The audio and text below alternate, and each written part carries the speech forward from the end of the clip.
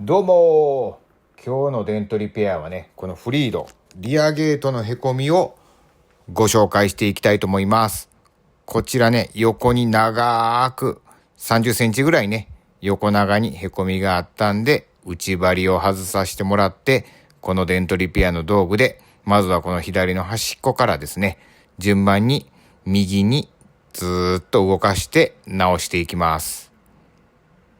このようなね、へこみでもデントリペアで綺麗に治るので、板金塗装する必要なく、うまいこといけます。